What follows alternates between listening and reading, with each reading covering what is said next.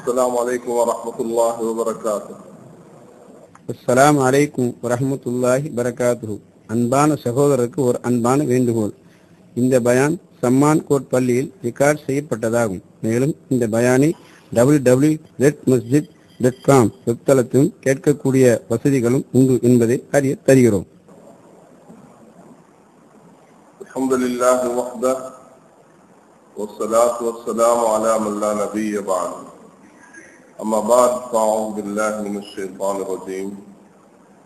بسم الله الرحمن الرحيم. محمد رسول الله والذين معه أشداء على الكفار رحماء بينهم. صدق الله العظيم. وقال أيضا إذ يقول لصاحبه لا تحزن إن الله معنا.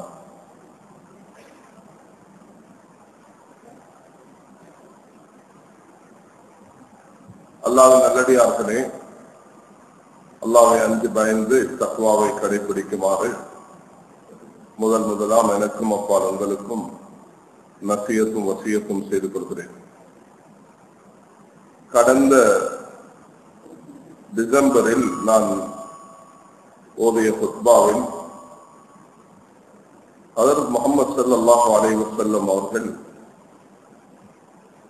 ஒரு சஹாபா சமூகத்தை எப்படி கட்டி எழுப்பினார்கள், மஸ்ஜிதுகளை சஹாபாக்களினூடாக தீனுடைய தாவத்தும் தாலீமும் இபாதத்தும் ஹித்மத்தும் உள்ள அடிப்படையான இடமாக மஸ்ஜிதை உருவாக்கி அந்த மஸ்ஜிதுகளினூடாக ஒரு உம்மத்தை நபி அவர்கள் தயாரித்தார்கள். அந்த தயாரிப்பில் உருவாக்கப்பட்டவர்கள் தான் அபூபக்கர் சித்திக் ரலியல்லாஹு அவர்கள், உமர் கத்தாப் ரலியல்லாஹு அவர்கள், உஸ்மான் இப்னு அஃபான் ரலியல்லாஹு அவர்கள், அலி இப்னு அபி தாலிப் ரலியல்லாஹு அவர்கள். இவர்களுடைய கிலாஃபத்துர் ராஷிதா அல்லாஹ் தஆலா சுமார் 30 வருட சிறப்பான இஸ்லாமிய ஆட்சியை செய்யக்கூடிய பாக்கியத்தை இவர்களுக்கு நசீபாக்கினார். அவர்களிலும் மிக பிரதானமாக அபூபக்கர் சித்திக் ரலியல்லாஹு அவர்கள் சுமார் 2 வருடம் 4 மாதம் 2 வருடம் 3 மாதம் இந்த ஒரு காலகட்டத்தை நபி அவர்களுடைய வஃபாத்துக்கு பிறகு அவர்களுடைய கிலாபத்துடைய ஆட்சி காலம் அமைந்தது. நபி ஸல்லல்லாஹு அலைஹி வஸல்லம் அவர்களுக்கு 63 வயதாக இருந்தது போன்று அபூபக்கர் சித்திக் ரலியல்லாஹு அவர்களுக்கும் உமர் கத்தாப் ரலியல்லாஹு அவர்களும் 63 வயதை தான் அடைந்தார்கள். உமர் ரலியல்லாஹு அவர்களுக்கும் நபி ஸல்லல்லாஹு அலைஹி வஸல்லம் அவர்களுக்கும் 12 வயதுடைய வித்தியாசம் இருந்தது. அபூபக்கர் ரலியல்லாஹு நபி அவர்களுக்கும் 2.5 வருட வித்தியாசம் இருந்தது. இந்த மூவருடைய மௌத்தும் 63 வருடத்தில் ஏற்பட்டது. அல்லாஹ் 63 வயதில் ஹஜ்ரத் முஹம்மது ஸல்லல்லாஹு அலைஹி வஸல்லம் அவர்களுக்கு வஃபாத்தை ஏற்படுத்தியது போன்று அபூபக்கர் ரலியல்லாஹு அவர்களுடைய மௌத்தையும் உமர் ரலியல்லாஹு அவருடைய ஷஹாதத்தையும் அல்லாஹ் 63 வயதில் தான் ஏற்படுத்தினார். கண்ணியமான சகோதரர்களே, பெரியார்களே, இவர்கள் ஆரம்பத்திலிருந்தே நபி ஸல்லல்லாஹு அலைஹி வஸல்லம் அவர்களோடு சேர்ந்திருந்தார்கள். கஷ்ட நஷ்டம், துன்பத் துயரங்கள், பெரும் பெரும் சோதனைகள், தனிப்பட்ட வாழ்க்கையுடைய பிரச்சனைகள், ஆட்சியுடைய பிரச்சனைகள், யூதர்கள் கிறிஸ்தவர்கள் நயவஞ்சர்களால ஏற்பட்ட சோதனைகள், இப்படி பலவிதமான பிரச்சனைகளை நாளுக்கு நாள் முகம் கொடுத்து அதை எப்படி சமாளிக்க வேண்டும், அதை எப்படி முகம் கொடுக்க வேண்டும், இவைகளை நபி அவர்கள் அழகாக கற்றுக் கொடுத்தார்கள். ஒரு சாதாரண வியாபாரத்திலிருந்து, குடும்ப நடத்துவதிலிருந்து, அவர்கள் வெளி பிரயாணங்கள் செய்வதிலிருந்து, அந்நியர்களுடன் பலவும் விதத்திலிருந்து, எதிரிகளுடன் போர் புரியும் அந்த கட்டத்தில் அனைத்து விஷயங்களையும் அல்லாஹ் தஆலா நபி அவர்களுடைய 23 வருட வழிகாட்டலில் ஆரம்பத்திலிருந்து இறுதி வரைக்கும் சந்தேகம் இல்லாமல் உறுதியாக இருந்தவர்களில் மிக பிரதானமான இடத்தை வகிக்கக்கூடியவர்கள் அபூபக்கர் சித்திக் ரலியல்லாஹு அன்ஹு. அவருடைய வாழ்க்கை நமக்கு மிகவும் படிப்பினைக்குரியது.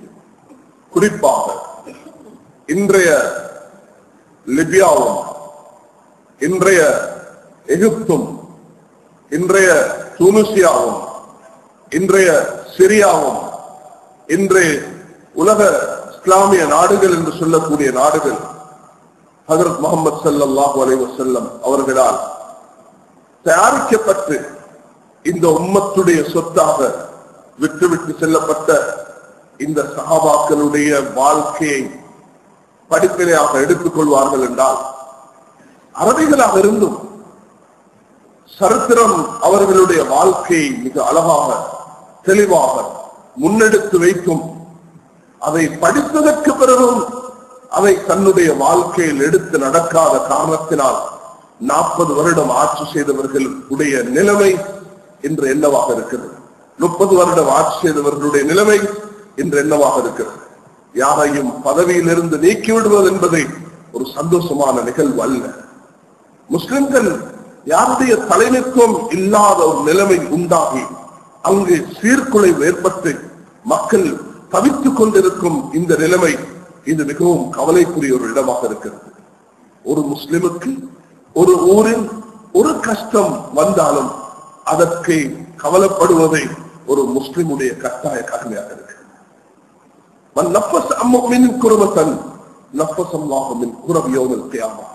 யார் ஒரு மூமினுடைய கஷ்ட நஷ்டத்தில் என்ற ஒரு கவலையில் சத்தத்தை வெளியாக்கினாலும் அல்லாஹ் நாளை கியாமத்தில் நரகத்திலிருந்து இவனை பாதுகாப்பான் என்பதாக என்னுடைய உஸ்தாத் அவர்கள் இதை எனக்கு எப்படி கற்றுத் தந்தார்கள். இந்த ஹதீஸ் நமக்கு இப்படியான ஒரு பாடத்தை தருகிறது. முஸ்லிம் உம்மத்துக்கு இன்று ஏற்பட்டிருக்கும் கோடான கோடி முஸ்லிம்கள் உலகத்தில் தவித்துக் கொண்டிருக்கும் ஒரு மிக கவலைக்குரிய ஒரு நிலைமையை நாம் பார்க்கிறோம். ரசூல் ஸல்லல்லாஹு அலைஹி வஸல்லம் அவர்கள் இந்த உம்மத்தை தயாரித்தார்கள். நபி ஸல்லல்லாஹு அலைஹி வஸல்லம் அவர்களுடைய வாழ்க்கை வரலாறை நபி அவர்களுடைய ஹதீஸ்கள் கவனமாக நாங்கள் படிப்போம் என்று சொன்னால் நிச்சயமாக அதில் நமக்கு பெரும் படிப்பினை இருக்கிறது. குதுபு சித்தா 6 சஹீஹான கிரந்தங்கள், சஹீஹ் புகாரி, முஸ்லிம், திர்மிதி, அபூ தாவூத், நஸாயி, இப்னு மாஜா. அல்ஹம்துலில்லாஹ் இந்த நாட்டில் வெளியாகும் உலமாக்களுக்கு முன்பு இந்த ஏற்பாடு இருக்கவில்லை. இன்று அல்ஹம்துலில்லாஹ் பல மதரசாக்களூடாக கொழும்பு, தெஹிவலையில், மஸ்ஜிதில் அல்ஹம்துலில்லாஹ் 100க்கும் மேற்பட்ட மௌலவிமார்கள், ஆலிம்களானவர்கள், பல மதரசாக்கள் இருந்து ஓதினவர்கள் இன்று அங்கு வந்து ஹதீஸ் 29,000 ஹதீஸ். இந்த 6 கிரந்தங்களில் சுமார் 28,883 சொச்ச ஹதீஸ்கள் பதிவாக இருக்கிறது. 29,000 ஹதீஸ்களை தரும், 7,000 ஹதீஸ்களை தரும் இமாம் புகாரி அவர்கள், 5,000 சொச்ச ஹதீஸ்களை தரும் இமாம் முஸ்லிம் அவர்கள், 4,800 சொச்ச ஹதீஸ்களை தரும் இமாம் அபூ தாவூத் ரஹ்மத்துல்லாஹி அவர்கள். தொடர்ச்சியாக 28,000 29,000 ஹதீஸ்களை நாம் இந்த 6 கிரந்தங்களிலிருந்து படிக்கலாம். அதில் எதுதான் நமக்கு சொல்லப்படவில்லை, இந்த பகுதிதான் நமக்கு விளக்கம் இல்லாமல் இருக்கிறது. நபி அவர்கள் சஹாபா தோழர்களை தன்னோடு சேர்த்து அவர்களை இரவு பகலாக அவர்களில் 5 வயது குழந்தையிலிருந்து 250 வயதுடையவர் வரைக்கும் தன்னுடைய வாழ்க்கையை கற்பித்தார்கள். மேலான சகோதரர்கள், இந்த விஷயங்களை நாம் படிப்பினையாக நம்முடைய வாழ்க்கைக்கு எடுத்துக் கொள்ள வேண்டும். 4.5 வயது மஹ்மூத் இப்னு ரபி ரலியல்லாஹு அன்ஹு அவர்கள் சஹீஹ் புகாரியுடைய இல்முடைய பாடத்தில் என்னுடைய வீட்டுக்கு வந்த நபி அவர்கள் என்னுடைய வீட்டு கிணறில் இருந்து தண்ணீரை எடுத்து வாயில் போட்டு என்னுடைய முகத்தில் உமிழ்ந்தார்கள். என்னுடைய காய்ச்சல் நீங்கிவிட்டது என்பதாக மஹ்மூத் இப்னு ரபி ரலியல்லாஹு அன்ஹு 4.5 வயது சஹாபி அவர்கள் ஹதீஸை பயான் செய்கிறார்கள். 4.5 வயது பிள்ளையிலிருந்து 400 வயது வரைக்கும், 300 வயது வரைக்கும், 250 வயது வரைக்கும், 250 வரைக்கும் சல்மான் பாரிஸ் ரலியல்லாஹு அவர்கள் வாழ்ந்திருக்கிறார்கள். ஹக்கீம் நிஸாமுக்கு அல்லாஹ் 120 வயதை கொடுத்தான். ஹஸ்ஸான் இப்னு சாபித்துக்கு அல்லாஹ் 120 வயதை கொடுத்தான். கனியமான சகோதரர்களே, பிரியார்களே, ஹஜரத் அஸ்மா ரலியல்லாஹு அன்ஹா, அபூபக்கர் ரலியல்லாஹு அவர்களுடைய முதல் மனைவி கத்தீலா என்ற பெண்மணி. அந்த பெண்மணி இஸ்லாத்தை ஏற்ற மறுத்தவன். அவர்களுக்கு பிறந்த குழந்தைதான் அப்துல்லா பின் அபிபக்கரும் அஸ்மா பின் அபிபக்கர். அபூபக்கர் ரலியல்லாஹு முதல் மனைவி மூலமாக 2 குழந்தைகள். அதில் ஒன்று அப்துல்லா, இரண்டாவது ஹஜரத் அஸ்மா. இந்த அஸ்மா ரலியல்லாஹு அவர்கள் மனமுடித்ததை ஹஜரத் ஜுபைர் இப்னு அவ்வாம், ரலியல்லாஹு அவர்களுக்கு கிடைச்ச குழந்தைதான் அப்துல்லா பின் ஜுபைர். ஹஜரத் அஸ்மா பெற்றெடுத்த அப்துல்லா பின் ஜுபைரை தான் மக்கத்தில கத்தல் செய்து கால மறுபக்கம் தொங்க வச்சு, ஆடை தொங்க வைக்கிறது போல அவர்களை கத்தல் செய்து தொங்க வச்சுட்டு அந்த 100 வயதை அடைந்த அஸ்மா ரலியல்லாஹு அவர்களை கொண்டு பார்வோனுடைய மகனை என்று அநியாயம் செய்தவர்கள் காண்பித்தார்கள். அந்த நேரத்திலும் ஒரு தைரியத்துடன் மகனை பார்த்து, மகனே, உன்னுடைய துனியாவையும் ஆகிரத்தையும் நீ சீராக்கி கொண்டாய். யார் உனக்கு இதை செய்தார்களோ அவர்கள் நிச்சயமாக துனியாவையும் பாழாக்கி ஆகிரத்தையும் பாழாக்கி விட்டார் என்று தைரியமாக பல்லும் விழாத நிலைமையில் அந்த 100 வயதை சுமார் அடைந்த அஸ்மா ரலியல்லாஹு அன்ஹா, அபூபக்கர் சித்திக் ரலியல்லாஹு அன்ஹுடைய பக்குவத்தை, அந்த உள்ளத்தின் தைரியத்தை, அவர்களுக்கு அல்லாஹ் கொடுத்த அந்த பயபக்தியை, அல்லாஹ் அவர்களுக்கு கொடுத்த அந்த வீரத்தை, அல்லாஹ் அவர்களுக்கு கொடுத்த நிர்வாக திறமையை, அல்லாஹ் அவர்களுக்கு கொடுத்த துனியாவின் பற்றற்ற தன்மையை, அல்லாஹ் அவர்களுக்கு கொடுத்த நபித்துவத்தின் அந்த தோல்மையை, அல்லாஹ் பல சிறப்பம்சங்களை அவர்களுடைய வாழ்க்கையில கொடுத்திருந்தான். அதை அல்லாஹ் அவர்களுக்கு ஒரு சொத்தாக கொடுத்தான். அவர்களுடைய குழந்தைகளில் ஹஜரத் அப்துல்லாவும் அவர்களுடைய அஸ்மாவும், அதற்கு பிறகு அவர்கள் மனமுடித்த உம்மு ருமான் ரலியல்லாஹு அன்ஹா அவர்களுடைய மகளாக அப்துர் ரஹ்மானும் ஆயிஷா ரலியல்லாஹு அன்ஹுமா அவர்கள் இருவரும், அதற்கு பிறகு அவர்கள் திருமணம் முடித்த இன்னொரு பெண்மணி, அவர்கள் மூலமாக கிடைத்த முஹம்மத் என்ற மகனும், அவர்கள் 4வது திருமணம் செய்த ஹஜரத் உம்மு குல்சூம் என்ற ஒரு மகளையும் அவர்கள் பெற்றெடுத்தார்கள். கண்ணியமான சகோதரர்களே, பெரியார்களே, அபூபக்கர் சித்திக் ரலியல்லாஹு அவர்களுக்கு இரவையும் பகலையும் கஷ்டத்தையும் துன்பத்தையும், நபி அவர்களுக்கு எதிரிகள் தாக்கும் பொழுது நபி அவர்கள் பட்ட கஷ்டத்தையும், 100 பேர் சூழ்ந்திருக்கக்கூடிய நேரத்தில் நபி அவர்களுடைய தலைக்கு ஒட்டகம் 100 ஒட்டகத்துக்கு விலை பேசிக் கொண்டிருக்கும் பொழுதே நபி அவர்களுடைய அந்த குகையில் சேர்ந்திருந்த அந்த சம்பவத்தையும், நபி அவர்களுடைய ஹிஜ்ரத் செய்யக்கூடிய நேரத்தில் மிக நுணுக்கமாக நடந்து கொண்டதையும், மக்கா மதீனால போய் இறங்கும் பொழுது அபூபக்கர் தான் நபியோ என்று மக்கள் ஓடி வந்து அவர்களை சந்திக்கக்கூடிய நேரத்தில் ஒரு புடவையை எடுத்து நபியுடைய தலையில் அப்படியே உயர்த்தி ஒரு கொடையை பிடிப்பது போன்று அபூபக்கர் சித்திக் ரலியல்லாஹு அவர்கள் அங்கு நடந்து கொண்ட விதமும், எல்லா நேரங்களிலும் தன்னுடைய வாழ்க்கையில் உதவியாக இருக்க வேண்டும் என்ற தைரியமும், 9 வயதுடைய தன்னுடைய மகளை நபி அவர்களுக்கு மனமுடித்து கொடுக்க வேண்டும் என்ற ஒரு தைரிய உணர்வை பெற்று, எனக்கு இந்த பாக்கியமும் கிடைக்க போகிறது, என்னுடைய மகள் நபியுடைய மனைவியாக வரக்கூடிய பாக்கியத்தை கொடுப்புகிறார். நபி அவர்களுக்கு அல்லாஹ் கதீஜா ரலியல்லாஹு அவர்களை திருமணம் செய்யுமாறு உத்தரவிட்டதற்கு பிறகு, அவர்களுடைய மௌத்துக்கு பிறகு அவருடைய சொர்க்கத்தையும் அல்லாஹ் காண்பித்தார். ஜிப்ரீல் அலைஹிஸ்ஸலாம் வந்து ஹஜரத் ஆயிஷா ரலியல்லாஹு அவர்களுடைய திருமணத்தின் நன்மாராயத்தை சொல்லிவிட்டு சென்ற அந்த வரலாறும் குர்ஆனில் சூரத்தின் நூர் என்ற சூறாவில் 13 ஆயத்துகளை அல்லாஹ் ஹஜரத் ஆயிஷா சித்திகா ரலியல்லாஹு அன்ஹா அவர்களுடைய நன்மாராயத்தை, அவர்களுடைய சிறப்பம்சத்தை, அவருடைய பத்தினித்தனத்தை, அவர்களுடைய தூய்மையான தன்மையை அல்லாஹ் விவரித்து 13 ஆயத்துகளை இறக்கி வைத்த அந்த வரலாறையும் பெற்ற குடும்பம் தான் அபூபக்கர் சித்திக் ரலியல்லாஹு அவர்களுடைய குடும்பம். அந்த அபூபக்கர் ரலியல்லாஹு அவர்கள் நிர்வாகத்தையும், அவர்கள் நபியுடைய வாழ்நாளில் மஸ்ஜிதில் இமாமத் செய்யக்கூடிய அந்த தைரியத்தையும் பெற்றிருந்தார்கள். அல்லாஹ் நல்லவர்களுடைய உள்ளத்தில் நல்லதை தான் ஏற்படுத்துகிறான். எப்பொழுதும் மேலான சகோதரர்களே, நான் வர வேண்டும், என்னுடைய குடும்பம் வர வேண்டும், நாங்கள் தான் இதில் இருக்க வேண்டும் என்ற எண்ணங்கள் வராமல், அல்லாஹ் இந்த இடத்துக்கு யார் பொருத்தமோ அவரை தான் கொண்டு வர வேண்டும் என்ற மனப்பான்மை தான் இருக்க வேண்டும். நாட்டில் பல பாகங்களில் பல மஸ்ஜிதுகளில் இருந்து வந்திருக்கக்கூடியவர்கள் இருக்கிறீர்கள். பல மஸ்ஜிதுகளில் தாவத்துடைய பணிகளிலும், நிர்வாகத்துடைய பணிகளிலும், மதரசாக்களுடைய பணிகளிலும், தீனுடைய ஹிதமத்துகளிலும் ஈடுபடக்கூடிய பலரும் இருக்கிறோம். மஸ்ஜித் என்பதை அது தாய்களை உருவாக்கும் இடம், மஸ்ஜித் என்பதை ஆலிம்களை உருவாக்கும் இடம், மஸ்ஜித் என்பதை ஜாக்கிர்களை உருவாக்கும் இடம், திக்ர் செய்யக்கூடிய உருவாக்கும். மஸ்ஜித் என்பதை மக்களுடைய கஷ்டமான நேரங்களில் அவர்களுக்கு உதவி செய்யும் அந்த தாராள தன்மை உள்ளவர்களை உருவாக்கும் இடம். மஸ்ஜித் என்பது ஒரு சமூகத்தை கட்டியெழுப்பும் இடம். ரசூல் ஸல்லல்லாஹு அலைஹி வஸல்லம் அவர்கள் அபூபக்கர் சித்திக் ரலியல்லாஹு அன்ஹு அவர்களுடன் இருந்த அந்த பழக்கம், அந்த அன்பு, அந்த நெருக்கம், அதன் காரணத்தினால் அபூபக்கர் ரலியல்லாஹு அன்ஹு அவர்கள் என்ன செய்தார்கள்? பனா மஸ்ஜிதன் ஃபி ஃபினாஇ தாரிஹி, அவர்களுடைய வீட்டு முத்தத்தில் மக்காவில் காபத்துல்லாஹ்வுக்கு பிறகு முதல் மஸ்ஜிதை கட்டினார்கள். அந்த மஸ்ஜிதில் அமர்ந்து அவர்கள் குர்ஆனை ஓதும் பொழுதே அந்த பெண்மணிகள், சஹீஹ் புகாரியுடைய அந்த ரிவாயத்தில் வந்திருக்கிறதே, பெண்கள் வந்து ஈசல் வந்து கூடுவது போன்றே பெண்களும் குழந்தைகளும் அவர்களுடைய குர்ஆனை கேட்பதற்கு ஒன்று சேர்வார்கள். கான பக்கான் இந்த கிதாபுல்லாஹ், அல்லாஹ்வுடைய குர்ஆனை ஓதும் பொழுது அவர்கள் கண்ணீர் வடித்து அழக்கூடியவர்களாக இருந்தார்கள். அல்லாஹ்வுடைய குர்ஆன் என்னுடன் பேசுகிறதே என்பதை அவர்கள் ஒன்று திரட்டினார்கள். நபி ஸல்லல்லாஹு அலைஹி வஸல்லம் அவருடைய வஃபாத் அதை ஒரு பெரும் சோதனையாக இருந்தது. மேலான சகோதரர்களே, உம்மத்துக்கு சோதனைகள் நபியுடைய வஃபாத்தில் இருந்தே ஆரம்பமாகிவிட்டது.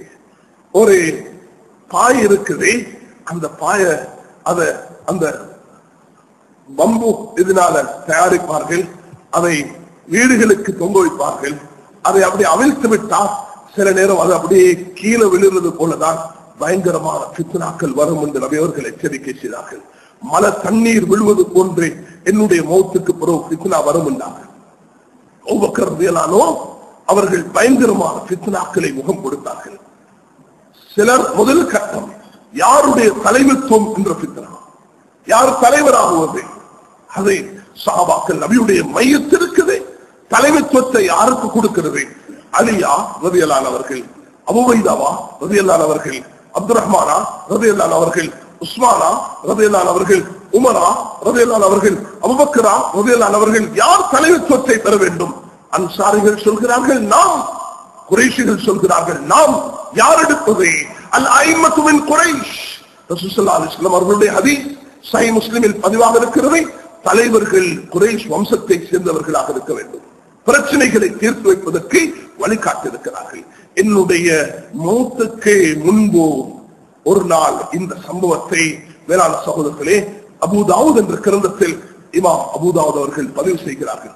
முர் அபூபக்கர் ஃபல் யுஸல்லி பின்னாஸ், அபூபக்கருக்கு சொல்லுங்கள் தொழுகை நடத்துமாறு, இமாமத் செய்யுமாறு.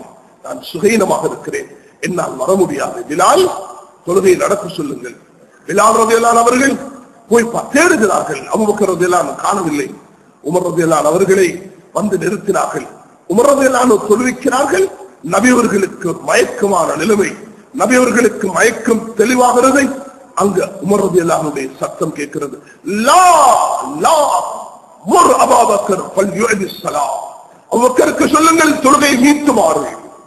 நான் யாருக்கு ஏவினேனோ அவரை தான் பிலால் நீங்கள் தொழ வைத்திருக்க வேண்டும். சொல்லுங்கள் அபூபக்கருக்கு தொழுகை வந்து திரும்ப மீட்டுமாறு சொல்லுங்கள் சொன்னார்கள். ஏன்? உமர் ரலியல்லாஹு அவர்கள் தகுதியில் குறைந்தவர்கள் அல்ல. உமர் ரலியல்லாஹு எனக்கு பிறகு ஒரு நபி இருந்தால் உமராக இருக்கும்.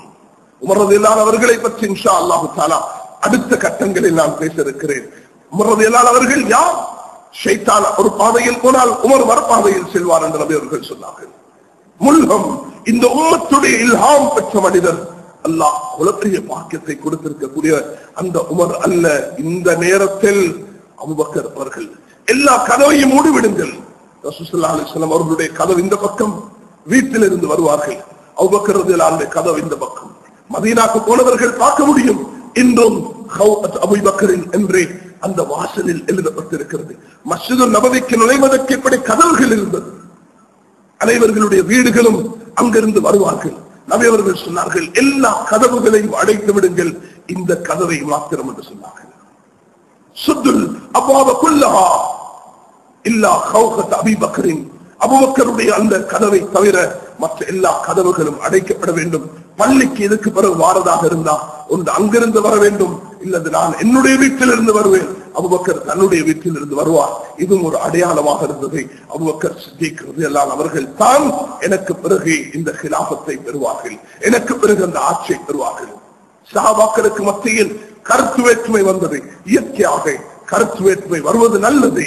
மின்னா அமீர் மின்கும் அமீர், உங்களில் ஒரு அமீர், எங்களில் ஒரு அமீர், அன்சாரிகள் ஒரு அமீர், அங்கே முஹாஜிர்கள் ஒரு அமீராக இருக்கட்டும் என்ற இந்த கருத்தை முன்வைத்துக் கொண்டிருக்கக்கூடிய நேரத்தில் அபூ உபைதா ரலியல்லாஹு அவர்கள் எழும்பி சொன்னார்கள். அவர்களுடைய அந்த வாசகங்கள் அது மிகவும் உள்ளத்தை தொடக்கூடியதாக இருந்தது.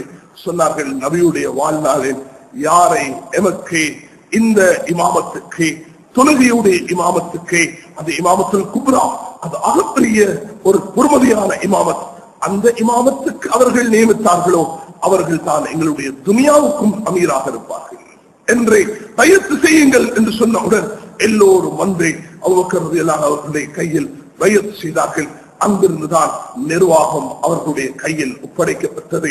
மேலான சகோதரர்களே, அந்த 2.5 வருஷம் அவர்களுடைய ஆட்சி இன்றைய இந்த தூரை அந்த அந்த அரபுலகத்தில் வாழ்ந்த இவர்கள் படித்திருந்தார்கள். படித்தவர்களுக்கு வாழ்க்கையில் அமல் செய்வதுதான் முக்கியமானது. அமல் செய்திருந்தால் நிச்சயமாக அது பொறுமதியாக இருக்கும். எங்களுடைய வாழ்நாள் என்று சொன்னா அப்படிப்பட்ட ஆட்சியாளர்களை காண்பது மிகவும் கஷ்டமாக இருந்தது. ஆனால் எங்களுடைய உஸ்தாதுமார்கள் பாகிஸ்தானில் மிகவும் மதிச்ச ஒரு கமாண்டர் தான் கமாண்டர் ஜியாவுல் ஹக். அல்லாஹ் அவருக்கு ஒரு உலமாக்களுடன் அன்பையும் நிர்வாகத்துடைய திறமையும் குர்ஆன் ஹதீஸை உலகத்துக்கு அறிமுகப்படுத்த வேண்டும் என்ற அந்த வைராக்கியத்தையும் நபியுடைய இறுதி நபித்துவத்தை பாதுகாக்க வேண்டும் என்ற வைராக்கியமும் அல்லாஹ் அவருக்கு கொடுத்தான். அவரை நாம் அங்கே அவருடைய ஆட்சி காலத்தில் இருந்திருக்கிறோம். மேலான சகோதரர்களே, கடைசி வஃபாத்தும் அவருக்கு ஏற்பட்டதை குர்ஆனை சுமந்தவராக, குர்ஆனை நெஞ்சில் வைத்தவராக. அவர் அந்த பம்முடைய தாக்கத்தினால் அவருடைய உடம்புடைய பகுதிகள் எரிக்கப்பட்டிருந்தது. ஆனால் அவர் சுமந்து கொண்டு குர்ஆன் அது எரிக்கப்படாமல் இருந்தது. அல்லாஹ் தஆலா அவருக்கு ஒரு நிர்வாக திறமையை கொடுத்தார். மனிதன் சில விஷயங்களை அது தியாகம் செய்ய வேண்டும். அப்பொழுதுதான் அல்லாஹ் அவருக்கு பலதையும் கொடுப்பான். பணத்தை கொண்டு போய் சுவிஸிலும் லண்டனிலும் நிரப்பிவிட்டு சுவிஸுக்கும் லண்டனுக்கும் எதிராக பேசிக் கொண்டிருப்பது அல்ல இஸ்லாமிய நிர்வாகம், இஸ்லாமிய ஆட்சி என்பது. மேலான சகோதரர்களே, இன்று இந்த ஆட்சியில் உள்ளவர்கள் குர்ஆன் ஹதீஸுடைய கண்ணோட்டத்தில் ஒரு சின்ன அளவு கூட இவர்கள் செயல் ரீதியாக கொண்டிருந்தார்கள் என்று சொன்னால் நிச்சயமாக இந்த அவல நிலை, இந்த கைசேதமான நிலைமை அல்லாஹ் தஆலா ஏற்படுத்தியிருக்க மாட்டான். அல்லாஹ்வுடைய என்ன ஏற்பாடோ நமக்கு தெரியாது. ஆனால் வெளிப்படையாக பார்க்கும் பொழுது இது மிகவும் கவலையை தரும். எத்தனை லட்சக்கணக்கான மக்கள் அவதிப்படுகிறார்கள், கஷ்டப்படுகிறார்கள். உலகம் பார்த்து சிரித்துக் கொண்டிருக்கிறது.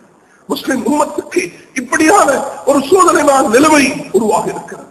என்ன இந்த 150 கோடி மக்களில் நிர்வாகத்தையும் திறமையையும் ஆட்சியையும் இஸ்லாத்தையும் சரிவர முன்வைக்கக்கூடிய மனிதர்கள் இல்லையா என்ற ஒரு கவலையான நிலைமை உருவாகிறது. அல்லாஹ் நிச்சயமாக இதற்கு நல்ல ஏற்பாடுகள் வைத்திருப்பான். இந்த நேரத்திலும் நாம் அல்லாஹ்விடத்தில் மன்றாட வேண்டும், அல்லாஹ்விடத்தில் துஆ கேட்க வேண்டும். மேலான சகோதரர்களே, நமக்கு மாத்திரம் வரக்கூடியது சோதனை அல்ல, அது உம்மத்துக்கு எந்த பகுதியிலும். உமர் இப்னு அப்துல் அசீஸ் ரஹ்மத்துல்லாஹ் அவர்களுடைய அந்த வரலாறை கேட்டிருக்கிறீர்கள். நான் பலரிடத்தும் சொல்லியிருக்கிறேன், திரும்ப திரும்ப ஞாபகப்படுத்துவோம். ஒரு உமர் இப்னு அப்துல் அசீஸ் ரஹ்மத்துல்லாஹுடைய ஆட்சி காலத்தில் ஒரு கண் பார்வை இல்லாத ஒருவர் குர்ஆனை ஓதிக்கொண்டிருக்கிறார். அவருடைய குர்ஆன் ஓதிக்கொண்டிருக்கக்கூடிய நேரத்தில் உமர் இப்னு அப்துல் அசீஸுடைய ஒரு ஸ்பை, ஒரு துப்பறியக்கூடிய ஒருவர், உளவறியக்கூடிய ஒருவர் அங்கு போய் அஸ்ஸலாமு அலைக்கும் என்று சலாம் சொன்னார். அவர் குர்ஆன் ஓதுவதை நிறுத்திவிட்டார். சலாம் சலாம் சலாம் சொல்ல பதில் சொல்லவில்லை. அவர் தட்டி கேட்டார், நான் உங்களுக்கு சலாம் சொல்கிறேன், நீங்க ஏன் பதில் தாரீங்க? இல்ல சொன்னார், இங்கெங்க முஸ்லிம்கள் இருக்கிறாங்க, நான் சலாத்துக்கு பதில் சொல்றேன். நான் ஒரு முஸ்லிம் என்ற காரணத்தினால் தான் என்ற 2 கண்ணையும் இரும்பு அதை நெருப்பில் போட்டு அப்படி சுட்டு இந்த கண்ணை இல்லாமல் ஆக்கிவிட்டார். நான் இன்று ஒரு முஸ்லிம் என்றத்தினால் என்று தவித்துக் கொண்டிருக்கிறது.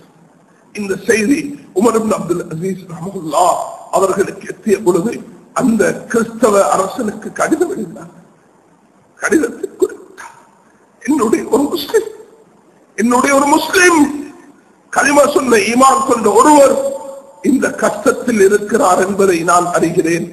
அவரை நீ விடுவிக்காவிட்டால் என்னுடைய படையின் ஆரம்பம் உன்னுடைய ஊரிலும் அதனுடைய முடிவெங்கும் இருக்கும் என்று சொன்னாங்க. நான் ஒரு முஸ்லிமுக்காக என்னுடைய ஆட்சியின் உயிரை கொடுப்பேன் என்று சொன்னார்கள். இதுதான் இஸ்லாம் 5வது கலீஃபாவாக உமர் இப்னு அப்துல் அசீஸ் ரஹிமஹுல்லாஹுடைய ஆட்சியை ஏற்படுத்தியது. மேலான சகோதரர்களே, அபூபக்கர் சித்திக் ரலியல்லாஹு அவர்களுக்கு அல்லாஹ் ஞாபக சக்தியை கொடுத்தான். அவர்களுக்கு அல்லாஹ் அவர்களுக்கு குடும்பங்களை அறியும் அந்த அறிவை கொடுத்தான். சந்ததிகளுடைய அறிவை, குறைஷிகளுடைய அந்த நசபை தெரியும் பாக்கியத்தை அல்லாஹ் கொடுத்தான். கனவுடைய அந்த பலனை கொடுக்கும் அறிவை கொடுத்தான். குர்ஆனுடைய காரியாக, குர்ஆனை நல்ல ஓதும் திறமை பெற்றவராக அவர்கள் இருந்தார்கள். 60 அவர்கள் நபி அவர்களுக்கு 40 வயது என்னும் பொழுது அவர்களுக்கு 37 வயதாக இருந்தது. அந்த 37 வயதிலிருந்து நபித்துவத்துக்கு துணையாக இருந்து அனைத்து விஷயங்களிலும் அவர்கள் கண்காணித்து, நிர்வாகத்திலும் அவர்களுடைய வாழ்க்கையிலும் தனிமையிலும் தொழுகையிலும் சதகாவிலும் ஜகாத்திலும் ஹஜ்ஜிலும் அவர்களுடைய அனைத்து பணிகளிலும் மிக சிம்மலாக அழகாக நிர்வாகத்தை அவர்கள் செய்தார்கள். அல்லாஹ் அதன் பயனாக நபி அவர்களுடைய வஃபாத்துக்கு முன்பு நபி அவர்கள் ஏதோ அபூபக்கர் நீங்க தான் அமீராக வேண்டும் என்று சொல்லவில்லை. ஆனால் சைக்கிளையாக பல விஷயங்களை நபி அவர்கள் சொல்லிவிட்டு சென்றார்கள். ஆயிஷா ரலியல்லாஹு அன்ஹா அவர்களுக்கு இருந்த அந்த பண்பு அல்லாஹ் எங்களுடைய தாய்மார்களுக்கும் எங்களுடைய அனைத்து உம்மத்துக்கும் நசீபாக்க வேண்டும். ஆயிஷா ரலியல்லாஹு அன்ஹா சொன்னார்கள், என்னுடைய தந்தையை நீங்கள் தொழுகைக்கு நிமிர்த்த வேண்டாம், அவர்களுக்கு இந்த பொறுப்பை கொடுக்க வேண்டாம். ஆயிஷா ரலியல்லாஹு அன்ஹா மிகவும் நுணுக்கமான பெண். நபி அவர்கள் 9 வயதில் ஒரு பெண்ணை மணமுடிப்பதாக இருந்தால், அவர்களுடன் கூடி வாழ்க்கை நடத்துவதாக இருந்தால், மேலான சகோதரர்களே, அதை எதுக்காக 9 வருடம் வாழ்க்கை நடத்தினார்கள்? அபூபக்கர் சித்திக் ரலியல்லாஹு அன்ஹுடைய மகள் ஹஜ்ரத் ஆயிஷா ரலியல்லாஹு அன்ஹா 18 வயதில் நபி அவர்கள் வஃபாத்தாகிறார்கள். 18 வயதிலிருந்து அவர்கள் வாழ்ந்த 56 வயது வரைக்கும் திருமணம் முடிக்கிறதை அல்லாஹ் ஹராமாக்கி விட்டார். ஆனால் அவர்களுக்கு அல்லாஹ் குர்ஆன் ஹதீஸுடைய விளக்கத்தை கொடுத்தான். 2200 ஹதீஸ்களை மரணம் செய்தார்கள். ஹஜ்ரத் ஆயிஷா ரலியல்லாஹு அன்ஹா அவர்கள் உலகம் பலதையும் பேசுவது உண்டு. இந்த 9 வயதில் அந்த 50 சுற்ற வயதுடைய நபி அவர்கள் எப்படி மனம் முடித்தார்கள் என்று ஐரோப்பியர்கள் ஒரு காலத்தில் கேலி பண்ணினார்கள். இன்று ஐரோப்பாவில் போய் பார்த்தால் நீங்க பார்க்கலாம், டீன் ஏஜ் பர்த், 9 வயது 10 வயது 11 வயது ஆகக்கூட கற்பை இழந்து விடுகிறார்கள். குமர்கள் யுவதிகள் 12 வயதாக பொழுது சில 13 வயதில் குழந்தையை பெற்றெடுத்துக் கொண்டு வருகிறார்கள். யாருக்கு பிறந்தது என்று தெரியாது. நபியின் மனைவியின் மீது சைக்கினை செய்தவர்களே, உங்களுடைய சந்ததிகளை அல்லாஹ் நாசப்படுத்தி விட்டான். உங்களுக்கு குடும்ப பாக்கியமும் அந்த தூய்மையான இஸ்லாம் நமக்கு தந்திருக்கும் ஒரு பெரும் பாக்கியம் தான் குடும்பத்தின் அந்த சந்ததிகளின் அதை அல்லாஹ் நமக்கு ஒரு பாக்கியமாக தந்திருக்கு.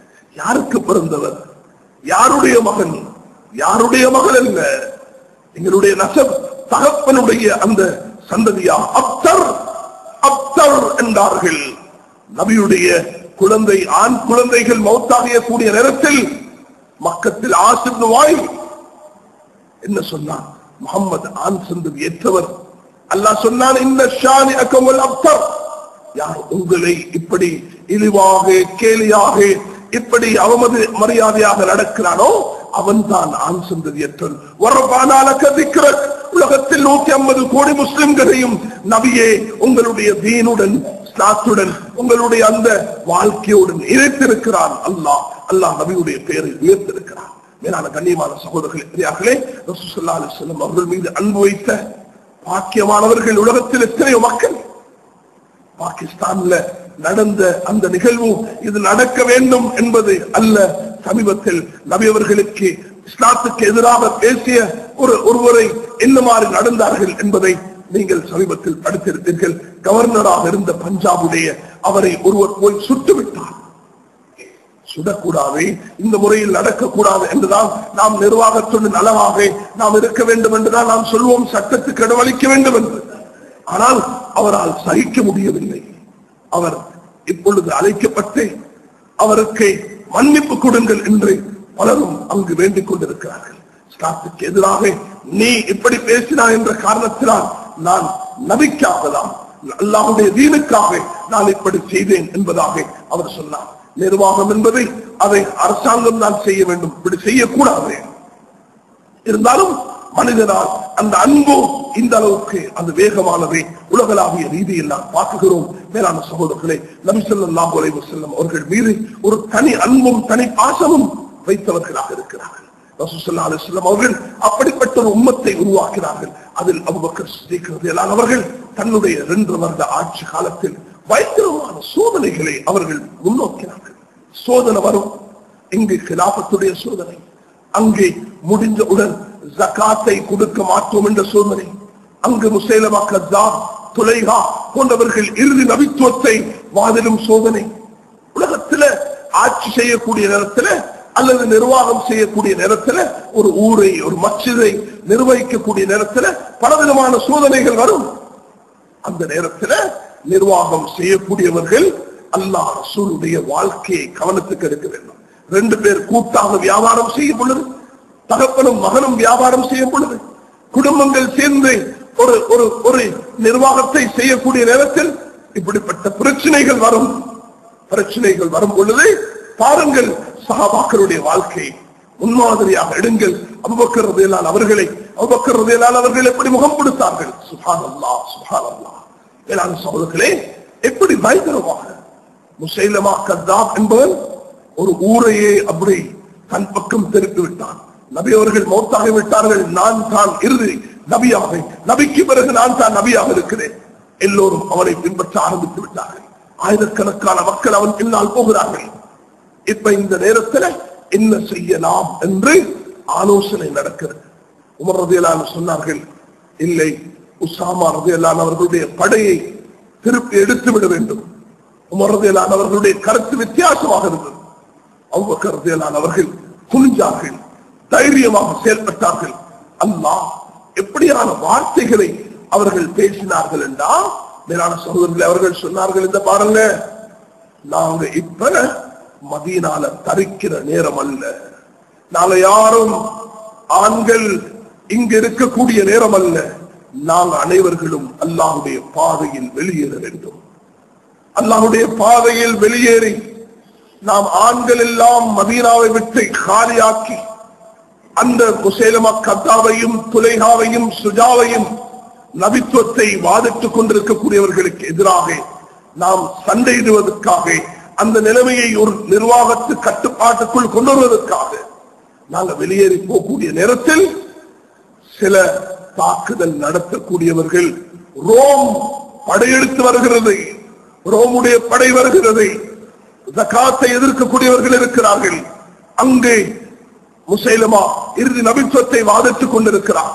இந்த நேரத்தில் நாங்க மதீனால இல்லாத நேரத்தில் இந்த எதிரிகள் வந்து மதீனாவை தாக்கி, நபியுடைய மனைமார்கள் எங்களுக்கு சங்கையானவர்கள், அவர்கள் மீது தாக்குதல் நடத்தி அவர்களை ஷஹீதாக்கி அவர்களுடைய ஜனாசாவை அடக்குவதற்கு யாரும் இல்லாத நிலைமையில் காட்டுடைய மிருகங்கள் அவர்களுடைய மையத்தை சுமந்து கொண்டு சென்றாலும் நான் பொருட்படுத்த மாட்டேன், இந்த படை வெளியாகித்தாளாக வேண்டும் என்று சொன்னார். அந்த நேரத்தில் அவர்கள் எடுத்த அந்த நிர்வாக முடிவு இஸ்லாமிய வரலாற்றில் ஒரு பெரும் வெற்றிக்கு காரணமாக இருந்தது. வேளாண் சகோதரர்களே, இப்படிப்பட்ட முடிவுகளை எடுக்கக்கூடியவர்கள் யாருக்கு எதிராக எடுக்கிறார்கள்? உண்மையான முஸ்லிம்களுக்கு எதிராக அல்ல. நிர்வாகத்தின் முடிவுகள் எடுக்கக்கூடியவர்கள் காபிர்களுக்கு எதிராக, அல்லாஹ்வுடைய தீனை விட்டு முர்த்ததாகினவர்களுக்கு எதிராக. அப்படிப்பட்ட ஒரு நிலைமை எடுத்து அல்லாஹ் தஆலாவிடத்தில் பயந்து தொழுது மன்றாடி கண்ணீர் வடித்து தன்னுடைய வாழ்க்கையை அதை முன்மாதிரியாக வாழ்க்கையாக ஆக்கி செயல்படக்கூடிய நேரத்தில் அல்லாஹ் வெற்றியை கொடுத்தான், கண்ணியத்தை கொடுத்தான், பாதுகாப்பை கொடுத்தான். 70 700 வரைக்கும் காரிகள், ஹாஃபிஸ்கள், ஆலிம்கள் அந்த யமாமாவுடைய யுத்தத்தில் ஷஹீதாக்கப்பட்டார்கள். 700 சஹாபாக்கள், காரிகளும் ஆலிம்களும் எதுக்காக? அந்த முசைலமா கஸ்ஸாப் அவனுடைய அந்த ஃபித்னாவை ஒழிச்சு கட்டுவதற்காக. மேலான சகோதரர்களே, அபூபக்கர் ரலியல்லாஹு அவர்கள் உடன் சேர்ந்திருந்த வாஷிப் ஹரப் இந்த ஹம்சா ரலியல்லாஹு அவர்களை கத்ல் செஞ்சார்களோ, அவர்கள் இஸ்லாத்தை தழுவியதற்கு பிறகு சொன்னார்கள், நான் நபியுடைய அந்த நெருங்கிய சிறிய தந்தை ஹம்சாவை என்னுடைய கையால் நான் கொலை செய்திருக்கிறேன். நான் இஸ்லாத்தை ஏற்றுக்கொண்டதற்கு பிறகு இஸ்லாத்துக்கு எதிராக செயல்படும் இந்த முசைலமா கத்தாவை நான் தீர்த்து கட்டுவேன் என்று அவர்களும் களமிறங்கினார்கள். அல்லாஹ் அமோக வெற்றியை கொடுத்தார். நிர்வாகம் சீர்குலைந்திருந்தது. கையிலிருந்து மக்கள் முர்த்ததாக கொண்டிருந்தார்கள். யாருக்கு தலைமைத்துவம் என்ற பிரச்சனை இருந்தது. இறுதி நபித்துவத்துக்கு எதிராக இருந்தார்கள். மதீனாவும் மதீனாவை சூழ உள்ள இடங்களும் பயங்கரமான ஃபித்னாவாக இருந்தது. இந்த நேரத்தில் அபூபக்கர் ரலியல்லாஹு அவர்களும் சஹாபாக்களும் கூட்டாக சேர்ந்து மஷூரா செய்து ஆலோசனை செய்து எந்த ஒரு பிரச்சனை வந்தாலும், மேலான சகோதரர்களே, இந்த அபூபக்கர் ரலியல்லாஹு வாழ்க்கையை நான் சொல்லி வருவது எதற்காக? ஊருக்கு ஊர் நாம் வாழக்கூடிய இந்த நாட்டிலும் நமக்கு படிப்பினை இருக்கிறது. மஸ்ஜிதுகளில், ஊர்களில், அமைப்புகளில், நிர்வாகத்தில், தனிப்பட்ட வாழ்க்கையில் 10 பேருக்கு அமீராக இருக்கக்கூடிய ஒருவரும் நான் இந்த அபூபக்கர் ரலியல்லாஹு வாழ்க்கை எப்படி நான் என்னுடைய வாழ்க்கையில் எடுத்து நடக்க வேண்டும், அவர்களுடைய இரவு தொழுகை எப்படி இருந்தது, அவர்களுடைய தர்மம் எப்படி இருந்தது, அவருடைய தனிமை எப்படி இருந்தது, அவருடைய ஊழியம் எப்படி இருந்தது. சுப்ஹானல்லாஹ். பெண்கள் நினைச்சாங்களாம், அபூபக்கர் ரலியல்லாஹு அவர்கள் எங்களுடைய யத்தீம்களுக்கும் எங்களுடைய அனாதைகளுக்கும் எங்களுடைய விதவைகளுக்கும் ஆற்றுடைய பாலையும் ஒட்டக பாலையும் எடுத்து உதவி செய்து அதை கரைத்து கொடுப்பார்கள். அவர்கள் கலீஃபா ஆனதற்கு பிறகும் யாருக்கெல்லாம் உதவி செய்தார்களோ அதே உதவியை தொடர்ந்து செய்து வந்தார்கள். அந்த பணியில் ஈடுபட்டார்கள். உமர் ரலியல்லாஹு அவர்கள் அபூபக்கர் ரலியல்லாஹு அவர்களை எல்லா கட்டத்திலும் நான் முன்னேற அவர்களை போட்டி போட்டுக் கொண்டு முன்னேற முயற்சி செய்தேன். ஆனால் என்னால் அப்படி ஒன்று செய்ய முடியவில்லை என்று சொன்னார். அதனால் கண்ணியமான சகோதரர்களே, பிரியாக்களே, முஸ்லிம் உம்மத் குறிப்பாக பல ஆயிரக்கணக்கான மக்கள் கூடும் இந்த மஸ்ஜிதில் நாம் நம்முடைய சஹாபாக்களுடைய வரலாறை தெரிந்திருக்க வேண்டும். இல்லை என்றால் குர்ஆன் உடைய நம்பிக்கையும் ஹதீஸுடைய நம்பிக்கையும் எடுபட்டு போகும். சஹாபாக்கள் மீது, அதிலும் குறிப்பாக இந்த கிலாஃபத்து ராஷிதா என்று சொல்லக்கூடிய அபூபக்கர், உமர், உஸ்மான், அலி ரலியல்லாஹு அன்ஹுடைய இந்த கிலாஃபத்துடைய வாழ்க்கை நமக்கு படிப்பினையாக இருக்கிறது. நாம் இன்று அல்லாஹ்விடத்தில் துஆ செய்வதுடன் இந்த உலகளாவிய ரீதியில் வாழக்கூடிய இந்த அரபு உலகத்துக்கு வேண்டிக் கொள்வோம். அல்லாஹ் இந்த தூதை அவருடைய காதுக்கு எத்த வைக்கட்டும். அதை மக்காவில் உள்ள அப்துல்லா மன்னராக இருக்கலாம், அதை கதாபியாக இருக்கலாம், அது அப்துல்லாவாக இருக்கலாம், அது யாராக இருக்கலாம். எல்லோரும் படித்தவர்கள், படிங்கள் அந்த கிலாபத்துடைய ஆட்சி. அவர்கள் முன்னோக்காத பிரச்சனை என்ன, அவர்களுக்கு என்ன அந்த காலத்தில் இன்றைய சூப்பர் பவர்களை போன்ற பவர்கள் ஈரானிலும் ரோமிலும் இருக்கவில்லையா? அவர்கள் படையெடுத்து வரவில்லையா? அவர்கள் ஆயுதத்துடன் வரவில்லையா? பதருடைய அந்த யுத்தம் உங்களுக்கு முன்மாதிரி இல்லையா? அந்த யமாமாவுடைய யுத்தம் உங்களுக்கு முன்மாதிரி இல்லையா? மேலான சகோதரர்களே, இந்த ஆட்சியாளர்கள் இந்த பதவியை இழந்து கொண்டிருக்கக்கூடியவர்கள், அவர்கள் இந்த நேரத்திலும் நிர்வாகத்தை சரியாக செய்ய வேண்டும் என்று அல்லாஹ்விடத்தில் நாங்கள் மன்றாடுவதுடன் எங்களுடைய இந்த சிறுபான்மை நாட்டில் வாழக்கூடிய 20 லட்சம் முஸ்லிம்களுடன் வாழக்கூடிய 2500 மஸ்ஜிதுகளை பெற்றிருக்கக்கூடிய 200 சொச்ச மதரசாக்களை பெற்றிருக்கக்கூடிய 7000 உலமாக்களை 3000க்கும் மேற்பட்ட ஹாபிஸ்களை பெற்றிருக்கக்கூடிய இந்த நாடும் ஒரு முன்மாதிரியாக முஸ்லிம்களுடைய நிர்வாகம், முஸ்லிம்களுடைய குடுக்கல் வாங்கல், அபூபக்கர் ரலியல்லாஹு அவர்களுடைய குடுக்கல் வாங்கல் எப்படி இருந்தது? சுப்ஹானல்லாஹ். படிங்கள் மேலான சகோதரர்களே, குழந்தைகளுக்கு படித்துக் கொடுங்கள். அவர்களுடைய இல்லற வாழ்க்கை எப்படி இருந்தது? அவர்களுடைய வழிபடுதல் எப்படி இருந்தது? அபூபக்கர், உமர் ரலியல்லாஹு அவர்களுக்கும் சில நேரம் வாக்குவாதம் ஏற்படும். சொல்லுவார்கள், உமர் தலைவராக இருக்க தகுதியானவர் நீதான் தகுதியானவர், என்னை நியமித்திருக்கிறீர்கள், அதனால நாங்களும் நீங்களும் இப்படி நடந்து கொள்வோம் என்று மிகவும் அழகான முறையில் வார்த்தைகளை அளந்து பேசியிருக்கிறார்கள்.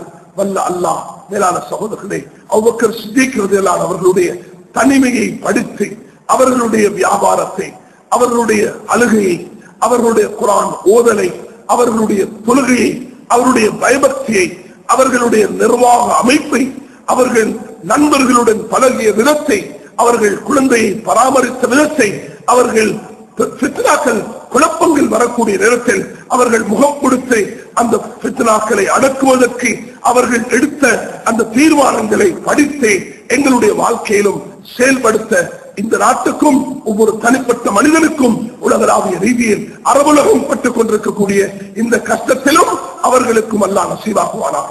யா அல்லாஹ் எங்களை சீரான வழியில் நடத்துவாயாக, நேரான வழியில் நடத்துவாயாக. சஹாபாக்களுடைய அன்பை எங்கள் உள்ளத்தில் போட்டு விடுவாயாக. யா அல்லாஹ் நாமும் அந்த ரசூல் ஸல்லல்லாஹு அலைஹி வஸல்லம் அவர்கள் காட்டிய வழியை உண்மையாக சீராக எடுத்து நடக்க கிருபை செய்வாயாக. யா அல்லாஹ் உலகளாவிய ரீதியில் முஸ்லிம்களுக்கு ஏற்பட்டிருக்கும் சோதனை நீக்கி விடுவாயாக.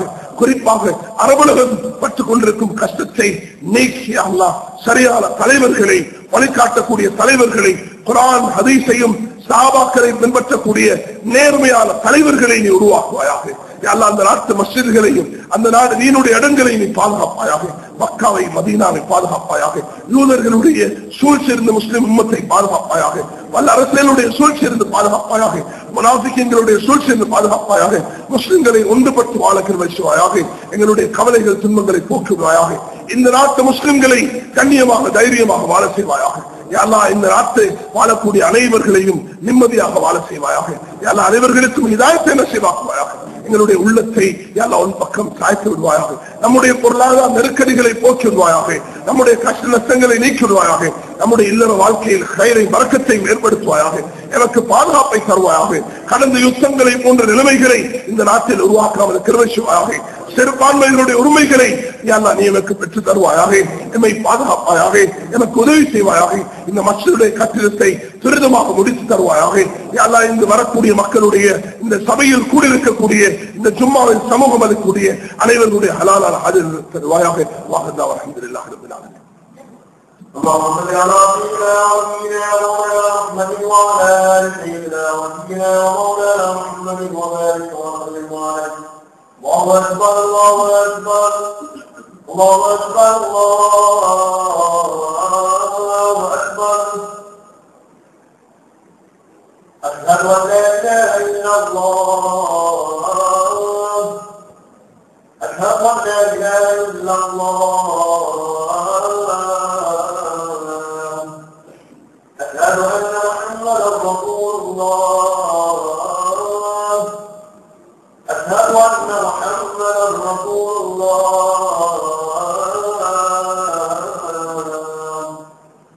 حي على الصلاة، حي على الصلاة،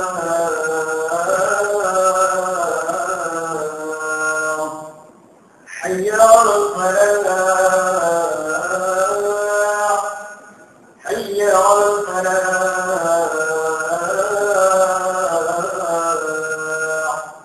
الله أكبر، الله أكبر، لا إله إلا الله. அஸ்ஸலாமு அலைக்கும் வரஹ்மத்துல்லாஹி வரகாத்துஹு.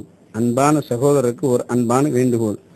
இந்த பயான் சம்மான் கோட் பள்ளியில் ரெக்கார்ட் செய்யப்பட்டதாகும். மேலும் இந்த பயானை www.masjid.com வெப்தளத்திலும் கேட்கக்கூடிய வசதிகளும் உண்டு என்பதை அறிய தருகிறோம்.